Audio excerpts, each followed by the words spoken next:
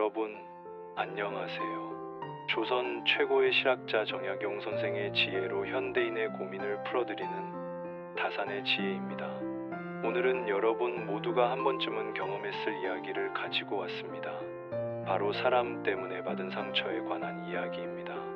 혹시 이런 경험 있으신가요? 친한 친구라고 생각했는데 뒤에서 나에 대해 안 좋은 말을 했다는 걸 알게 됐을 때, 직장 동료가 내 실수를 여러 사람 앞에서 비웃었을 때, 가족이라는 이유로 계속 참아왔는데 어느 순간 더 이상 견딜 수 없을 때 우리는 이렇게 사람에게 상처받습니다. 그런데 더 힘든 건 상처받은 후에 찾아오는 질문들입니다. 내가 너무 예민한 걸까? 한 번만 더 이해해줘야 하나? 이 관계를 끊으면 내가 나쁜 사람이 되는 걸까? 밤새 이런 생각에 잠 못 이루고 아침이 되면 지친 얼굴로 거울을 봅니다. 오늘 정약용 선생은 여러분께 이렇게 말씀하십니다. 멀어지는 것도 사람을 대하는 한 가지 방법이라고. 관계에서 물러나는 것이 때로는 가장 현명한 선택이라고 말입니다. 오늘 이 영상을 끝까지 보시면 여러분은 더 이상 관계 때문에 고민하지 않으실 겁니다. 나를 힘들게 하는 사람과 거리를 두는 것이 왜 필요한지, 어떤 관계에서 멀어져야 하는지 정약용 선생의 지혜로 명확하게 알려드리겠습니다. 그럼 시작하겠습니다. 먼저 우리가 왜 이렇게 관계에서 힘들어하는지 생각해 볼까요? 우리는 어릴 때부터 이렇게 배웠습니다. 참는 게 미덕이다. 이해하고 용서해야 한다. 먼저 손 내미는 사람이 어른이다. 물론 이 말들이 틀린 건 아닙니다. 하지만 모든 관계에 이 원칙을 적용하면 어떻게 될까요? 나만 계속 연락합니다. 나만 먼저 사과합니다. 나만 양보합니다. 그 사람을 만나고 나면 늘 후회가 밀려옵니다. 왜 또 참았을까? 왜 또 내 감정을 숨겼을까? 그리고 그 사람의 말 한마디가 며칠씩 머릿속을 맴돕니다. 이게 정상적인 관계일까요? 정약용 선생은 유배지에서 수많은 편지를 쓰셨습니다. 아들에게 보낸 편지, 제자들에게 보낸 편지, 그 속에는 사람을 대하는 지혜가 가득합니다. 그 중에서도 선생이 강조하신 것은 바로 이것입니다. 모든 사람과 깊어질 필요는 없다는 것. 도가 다른 사람과는 거리를 두는 것이 지혜라는 것. 인연은 붙잡는 것이 아니라 가려내는 것이라는 말씀입니다. 선생은 이렇게 말씀하셨습니다. 사람을 너무 가까이 두면 스스로를 잃게 된다고. 관계가 나를 성장시키지 못하고 소모만 시킨다면 그건 인연이 아니라 집착이라고 하셨습니다. 생각해 보세요. 여러분 주변에 이런 사람 있지 않으신가요? 만날 때마다 에너지가 빠지는 사람, 그 사람과 통화하고 나면 왠지 모를 피로감이 밀려오는 사람, 내가 좋은 일이 생겨서 이야기하면 미묘하게 깎아내리는 사람, 내가 힘들 때는 관심 없다가 본인 이야기만 늘어놓는 사람, 이런 관계를 계속 유지해야 할까요? 여기서 잠깐 스스로에게 질문해 보세요. 이 관계는 나를 살게 하나요? 아니면 소모하게 하나요? 이 사람과의 시간은 나를 채우나요? 아니면 나를 비우나요? 만약 후자라면 정약용 선생은 이렇게 조언하실 겁니다. 그 관계에서 한 걸음 물러나라고. 물러난다는 건 싸우자는 게 아닙니다. 미워하자는 것도 아닙니다. 단지 나와 그 사람 사이에 적절한 거리를 만드는 겁니다. 매일 연락하던 걸 일주일에 한 번으로 줄이는 것, 만남을 정중하게 사양하는 것, 깊은 이야기 대신 가벼운 인사만 나누는 것, 이게 바로 거리 두기입니다. 많은 분들이 이렇게 물으실 겁니다. 그게 예의에 어긋나는 거 아닌가요? 제가 냉정한 사람이 되는 거 아닌가요? 아닙니다. 오히려 반대입니다. 나를 지키지 못하는 사람이 어떻게 다른 사람을 진심으로 대할 수 있겠습니까? 정약용 선생의 삶을 보세요. 선생은 18년간 유배 생활을 하셨습니다. 그 긴 시간 동안 선생 곁을 떠난 사람도 많았습니다. 권력을 잃은 선생을 외면한 사람들, 위험할까봐 연락을 끊은 사람들, 선생은 그들을 원망하셨을까요? 아닙니다. 오히려 선생은 이렇게 쓰셨습니다. 진짜 인연은 어려울 때 드러난다고. 떠나는 사람을 붙잡을 필요 없다고. 선생은 유배지에서 혼자만의 시간을 보내며 오히려 더 깊은 학문의 세계로 들어가셨습니다. 옥민심서, 경세유표 같은 위대한 저작들이 모두 이 시기에 나왔습니다. 혼자가 되는 시간이 실패가 아니라 정리의 시간이었던 겁니다. 불필요한 관계를 정리하고 진짜 중요한 것에 집중하는 시간 말입니다. 그럼 구체적으로 어떤 관계에서 멀어져야 할까요? 정약용 선생의 지혜를 빌려 3가지 유형을 말씀드리겠습니다. 첫 번째는 존중이 없는 사람입니다. 농담이라는 이름으로 계속 상처를 주는 사람, 여러분의 감정을 가볍게 여기는 사람. 이런 사람의 특징은 뭘까요? 내가 상처받았다고 말하면 이렇게 대답합니다. 너무 예민한 거 아니야. 농담도 못 받아. 나는 그냥 솔직한 거야. 농담과 모욕은 다릅니다. 솔직함과 무례함도 다릅니다. 진짜 친구라면 내가 아프다고 말했을 때 미안하다고 합니다. 다시는 그러지 않겠다고 합니다. 하지만 존중 없는 사람은 오히려 나를 탓합니다. 내가 문제라고 합니다. 정약용 선생은 말씀하셨습니다. 서로를 높이는 관계가 진정한 교우라고. 한쪽이 계속 낮아지는 관계는 친구가 아니라고 하셨습니다. 여러분을 존중하지 않는 사람이 있다면 그 사람에게서 멀어지세요. 그게 나를 지키는 첫 번째 방법입니다. 두 번째는 만날수록 나 자신이 작아지는 관계입니다. 그 사람을 만나고 나면 자꾸 비교하게 됩니다. 저 사람은 저렇게 성공했는데 나는 왜 이 모양일까? 저 사람은 저렇게 여유로운데 나는 왜 이렇게 바쁜 걸까? 그리고 늘 미안해집니다.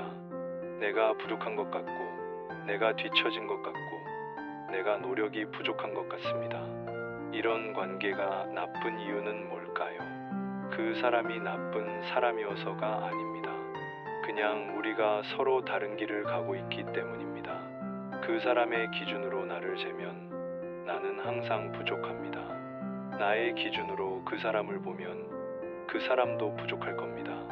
정약용 선생은 이런 말씀을 하셨습니다. 각자의 도가 있다고. 누군가는 출세의 길을 가고 누군가는 학문의 길을 갑니다. 누군가는 부를 쌓고 누군가는 덕을 쌓습니다. 어느 것이 더 낫다고 할 수 없습니다. 다만 내 길을 가면 됩니다. 그런데 만날 때마다 비교하게 만드는 사람이 있다면 어떻게 될까요? 내 길을 잃어버립니다. 그 사람의 기준에 맞춰 살려고 했습니다. 그리고 결국 둘 다 놓치게 됩니다. 그 사람처럼도 되지 못하고 나답게 살지도 못합니다. 그러니 나를 작게 만드는 관계에서는 멀어지세요. 나를 있는 그대로 봐주는 사람들과 함께 하세요. 세 번째는 계속 참는 쪽이 정해진 관계입니다. 한쪽만 노력합니다. 한쪽만 이해합니다.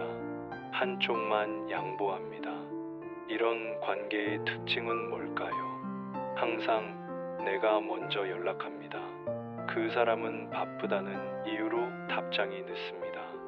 내가 힘들 때 그 사람은 없습니다.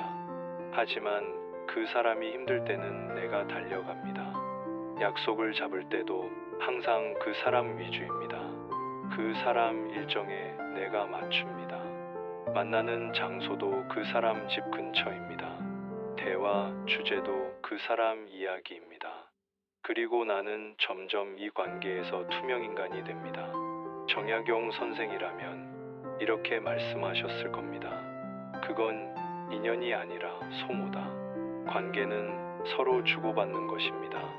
한쪽만 주는 건 관계가 아니라 착취입니다.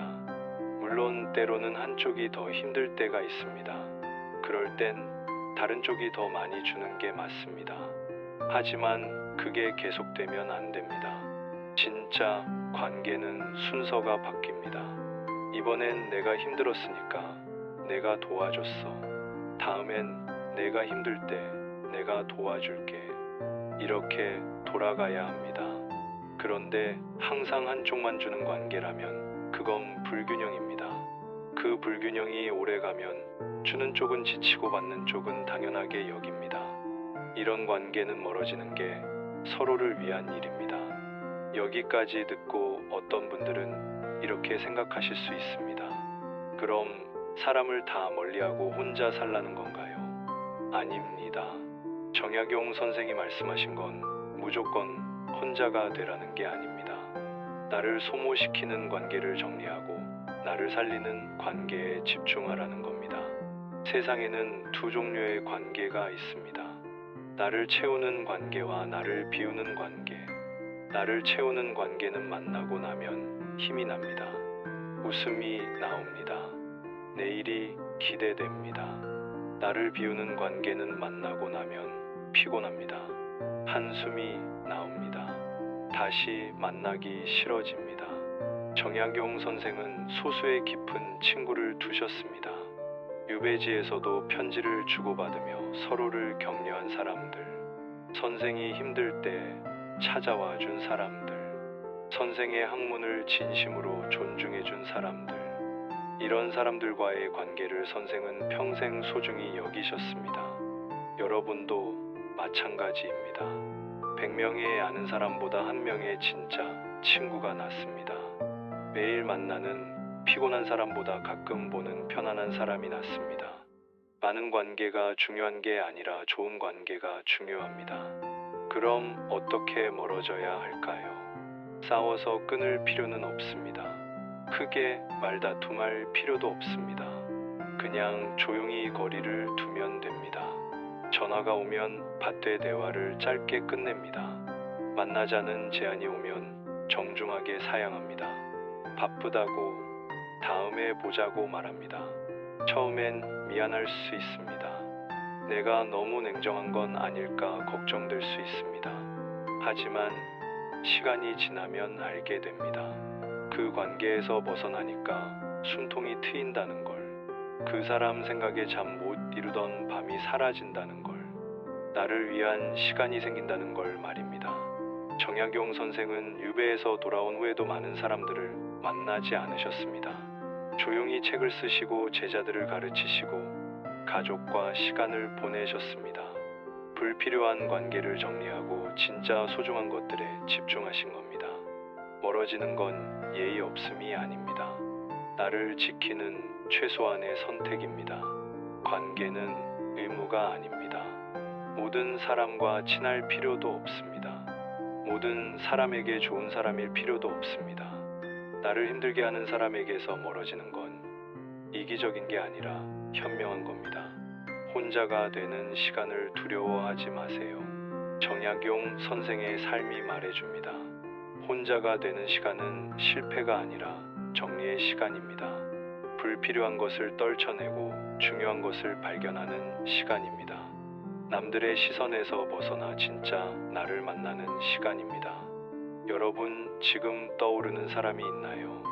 만날 때마다 힘든 사람, 생각만 해도 피곤한 사람, 그 사람과의 관계를 어떻게 해야 할지 고민되시나요? 댓글로 남겨보세요. 혼자 고민하지 마시고 함께 이야기 나눠봐요. 여러분의 이야기를 듣고 싶습니다. 그리고 이 영상이 도움이 되셨다면 구독과 좋아요 부탁드립니다. 구독을 누르시면 정약용 선생의 지혜로 현대인의 고민을 풀어드리는 영상들을 계속 받아보실 수 있습니다. 좋아요를 누르시면 더 많은 분들이 이 위로를 받으실 수 있습니다. 다음 영상에서는 직장에서 부당한 대우를 받을 때 정약용 선생이라면 어떻게 하셨을지 말씀드리겠습니다. 참는 것만이 능사가 아니라는 것, 때로는 당당하게 말해야 한다는 것, 선생의 목민심서에 나오는 지혜로 여러분께 용기를 드리겠습니다. 오늘도 관계 때문에 힘드셨죠? 이제 괜찮습니다. 멀어져도 됩니다. 나를 지키는 게 먼저입니다. 정약용 선생이 여러분께 전하는 메시지입니다. 관계는 가려내는 것이지 붙잡는 것이 아니라고. 여러분의 선택을 응원합니다. 여기까지 다산의 지혜였습니다. 감사합니다.